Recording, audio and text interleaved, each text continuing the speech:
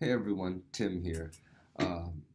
In October of 2018, recreational cannabis was finally legalized in Canada, and in the United States, cannabis is legal for recreational use in 10 states and for medicinal use in 33 states.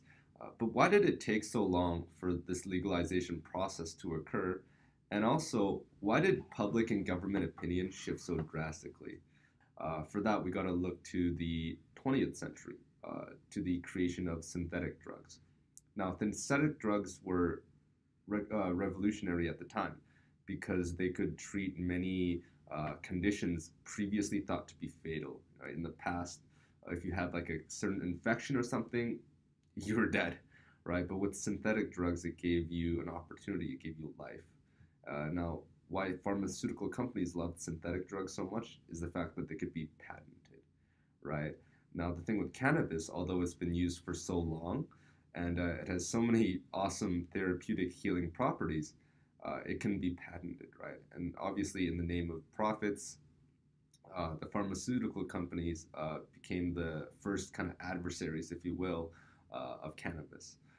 That being said, they weren't the trigger man, right? The man who pulled the trigger and who started this whole illegal thing, that's the man by the name of Henry Anslinger. In 1928, Henry Anslinger, he was the head of the Federal Bureau of Narcotics, and he actually originally supported cannabis, right? He initially said that, and I quote directly, there is no more absurd fallacy than the idea that cannabis would harm or make people violent.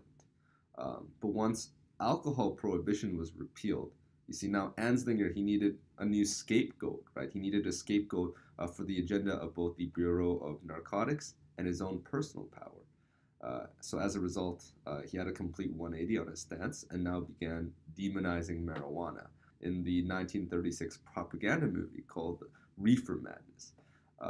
And to quote directly from the movie, and this is pretty funny to me, they said like marijuana was, let's see, the burning weed with its roots from hell, and that it was often rolled into a harmless looking cigarette. So, well, just when you thought things couldn't get any worse for cannabis, they sure did because Nixon happened.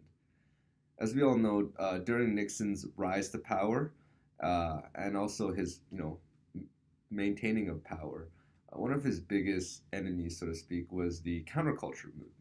Richard Nixon formed a presidential commission known as the National Commission on Marijuana and Drug Abuse, or the Shafer Commission.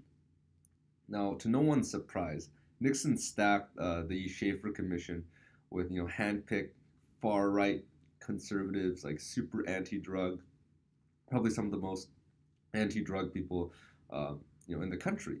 And then, of course, the purpose of this commission was to conduct the review, research, and long-term strategy in regards to marijuana and other substances. And they actually conducted one of the most comprehensive studies ever in marijuana. Even by today, it's still considered one of the most comprehensive. And to Nixon's dismay, the Shafer Commission found that marijuana had none of the risks that Nixon has been kind of propagating, right? That it did not make people violent. It did not harm people. It wasn't considered a gateway drug to heroin. And to quote the Shafer Commission directly, they would de-emphasize marijuana as a problem, right? And it would actually be John Ehrlichman, I probably just botched that name really hard, who was the counsel and assistant to the president for domestic affairs under Nixon, who would then give us more insight into the exact strategy Nixon employed in his war on drugs. The Nixon campaign in 1968 and the Nixon White House after had two enemies, the anti-war left and African Americans. We knew we couldn't make it illegal to be either against the war or African American, but by getting the public to associate the hippies with marijuana and the African Americans with heroin, criminalizing both heavily, we could disrupt those communities. We could arrest their leaders, raid their homes, break up their meetings, and vilify them night after night on the evening news. Did we know we were lying about the drugs? Of course we did. Now, I'm not exactly one of those conspiracy theory kind of guys, but I mean, that's pretty huge. Well, it took close to an entire century, but we as a society are finally becoming less susceptible to the lies that multiple industries and politicians propagate to us for personal gain. A 2017 study by the University of Indiana showed that 50,000 Americans could be saved every single year if medical marijuana were legalized nationally. The same study also concluded that the remaining states that refuse legalization of medical marijuana are contributing to the deaths of 6 to 9,000 Americans annually.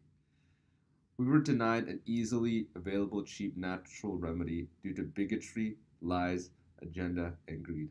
Luckily for us, a lot of us now finally have access, right, to medical marijuana and even to recreational marijuana now. So we're finally able to take advantage of this amazing plant and all of its therapeutic properties.